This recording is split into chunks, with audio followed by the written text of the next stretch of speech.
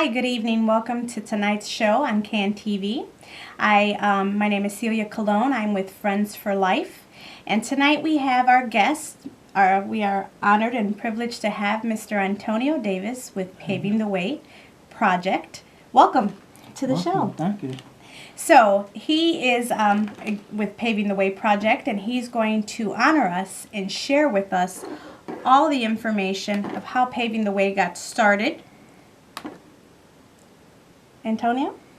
Okay. So basically, Paving the Way came about growing up without my father, led me to the streets and everything. So Paving the Way was my way of giving back to the community.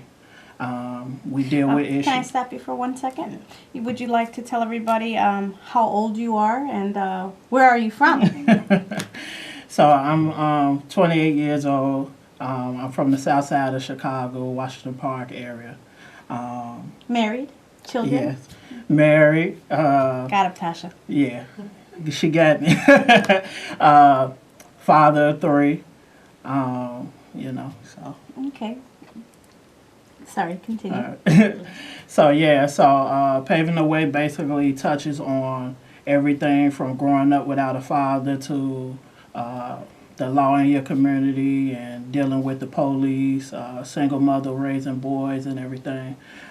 We do a lot. We just had the cool down for the kids in the 2nd District, and we brought everybody out. We had water balloons fight. The 2nd District Police Department came out and had water balloons fight with the kids. So that was pretty good for me. So what was your passion to start Paving the Way, and what made you commit to this, what started out as a very little project has grown all over the city? So pretty much I wanted to help guys and girls like me. I didn't want them to grow up the same way that I grew up. My mama did the best she could with me, but, it was still that father missing. And so when I went to the streets, it was like, that's all I had. That's all I wanted to do. So working with the teens and stuff that we work with now, I landed at Greater Bethesda Baptist Church, David Watkins. Pretty much saved my life, and I've been there ever since. And what's the address to the church? 109 East 53rd Street, Greater Bethesda. It's right on the corner of 53rd and Michigan. Okay, yes, it's a wonderful church. I've been there. And talk to us about is that a church that's near your home? Is that why you were attracted to go there, and there was programs that were already there? Yeah. Is that what got you started into creating Paving the Way? Yep. So part of it was the mentor program and feeling welcome coming into the church. Some churches you go to, you don't feel welcome. David Watkins and my grandfather Melvin Rollins, they basically took me under their wings and showed me a better way. I didn't know how to cut grass, and it was like when I got there, the walls was falling and everything. So I was a contractor right then and there as soon as I came in. Wonderful. So they showed you a better way, and now you're out there showing our younger youth, the boys and girls in the streets, a better way by paving the way. And that's how Paving the Way project got started. So now how many years has the program been up and running? So 2 years. 2 years, wow. And how many lives, thousands, hundreds of lives that you were touching and saving? So besides the cool down, there's tons of stuff because I'm one of his faithful Facebook followers. Tell us about more programs I've seen, feeding the homeless, the Christmas drive that you guys have. So talk to us. Yeah, this is your time to shine. Please share. So last year we partnered up with Chi-Town Down for Life. He does great things in the community. Yes, thank you. We partnered up with him for his Christmas drive, and we went out on Christmas Day and gave gifts to kids on Christmas Day.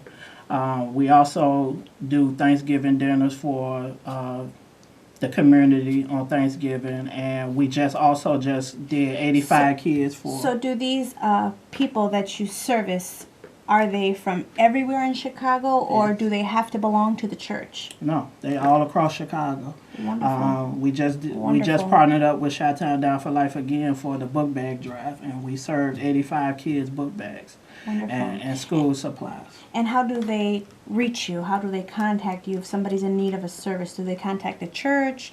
Do they call you? Yeah, so my number is all over Facebook. I don't know why I did that, but it's all over Facebook. You also can reach me at the church at 773-373-3188. You can catch me on Facebook, Instagram, Snapchat, everything at Paving the Way Project. And they can also show up at the church. So Yeah. yes, okay, wonderful.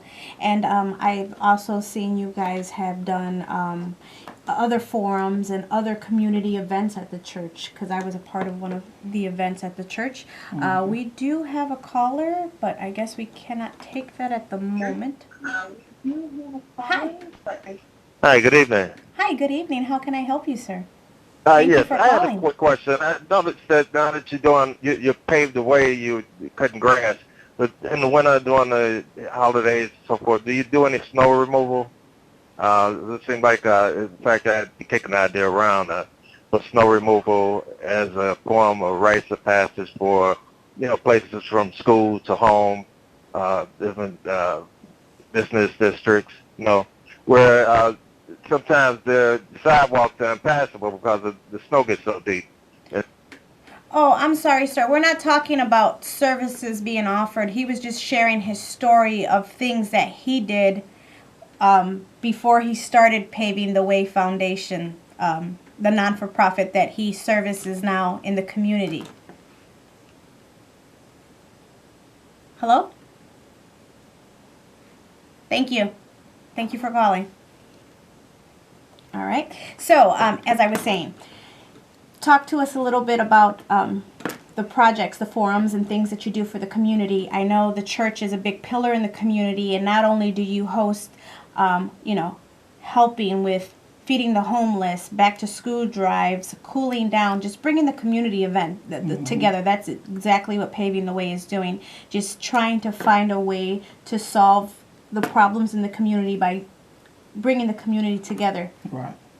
And I also see that you keep a tally of the murders, the senseless murders that are happening in our city every day. I see that you're one that people come to as our walking scanner, which is sad, but a reality in our days. So how that came about was me assisting Chicago Citizens for Change. They are the main crisis responder in the city of Chicago.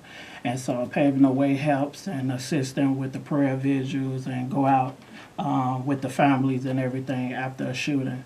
And so part of what happened was people had started asking me, like, can you keep us updated in areas because we don't feel safe? So we see that you're a person that can keep us updated of what's going on in the area. So I started posting on Facebook everything that came on the scanner.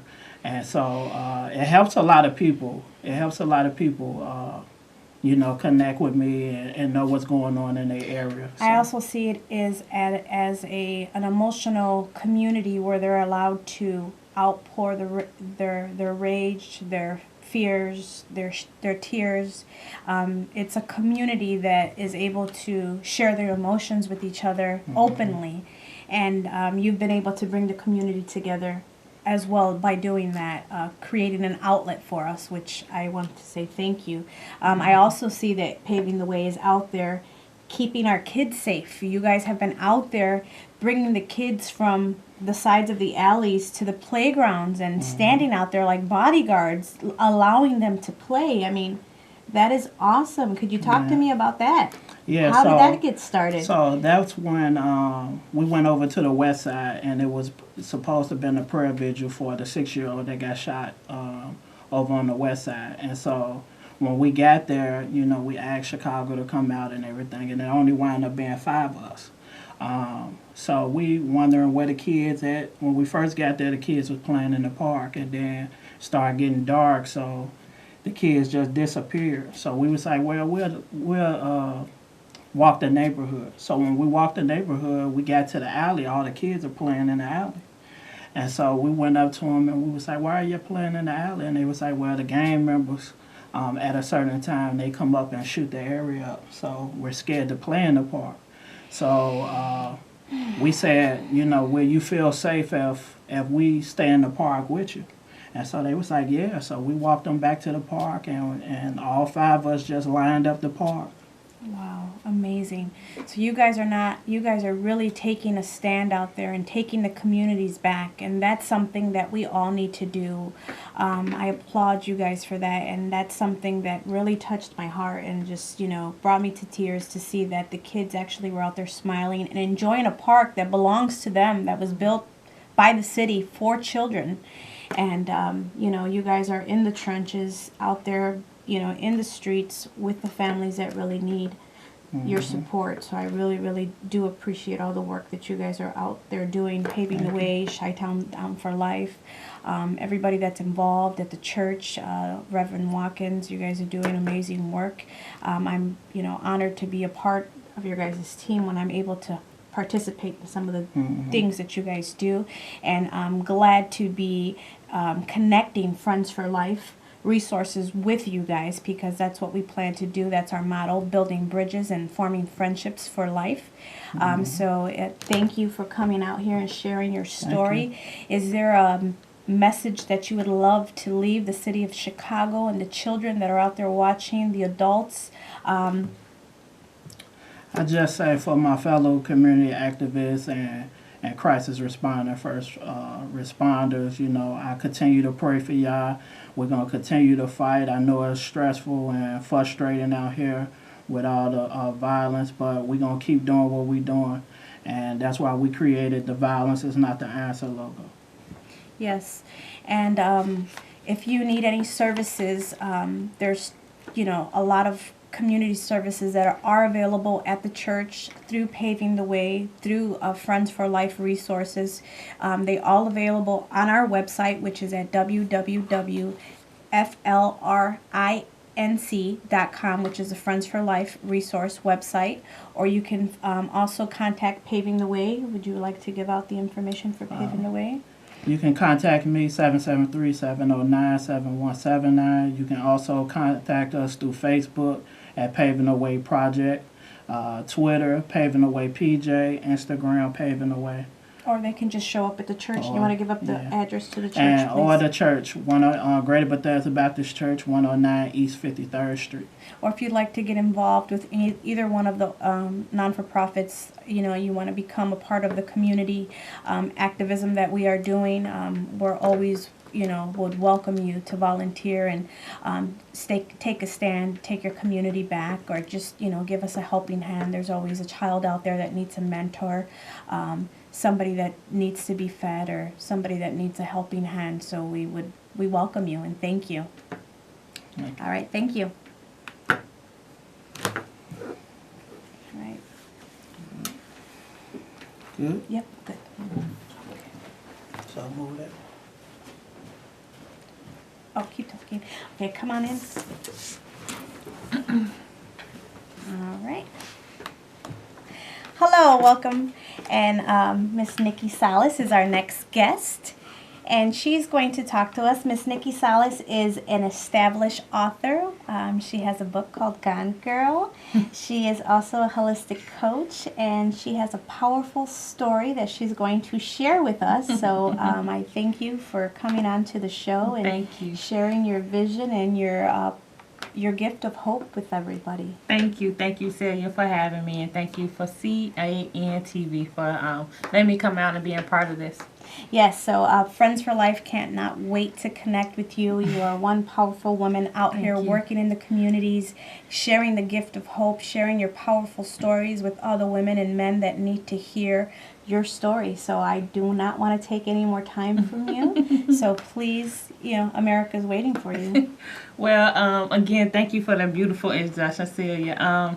So yes, I just gave birth to my first book, Black Girl Gone Guru, which is an inspirational story. Talk about the different things I went through, being a young mom, going through, you know, situations in life, but how I chose to see those as lessons to better myself and to further my walk with God, of course. Okay, so tell us, you know, what inspired you, or tell us how, a little bit about yourself, how old you are, where you come from, the trials and tribulations that you went through, and the stories that you share in the community when you go out. Well, I thankfully just I'm 42 years old, which I am very proud of. Me and Michael Jackson shared a birthday for a long time. So I'm thankful for that. I am a mother. I'm a wife. I came from Harvey, Illinois, brought up in Harvey, Illinois, going through certain things as far as with the gangs and, the different kind of violence that surrounded that neighborhood. But I have moved to Indiana recently, but I do, work with a lot of people in the communities back over here in Chicago and the south suburbs. Okay. So talk to me about, I'm going to pick at you because I've heard your story. So the things that I want the world to know is, because you shared with me your story of overcoming being a teen mom, the things that our youth need to hear is that they still can be successful. Yes. Well, it's amazingly, when I got pregnant at the age of 15, I had twins.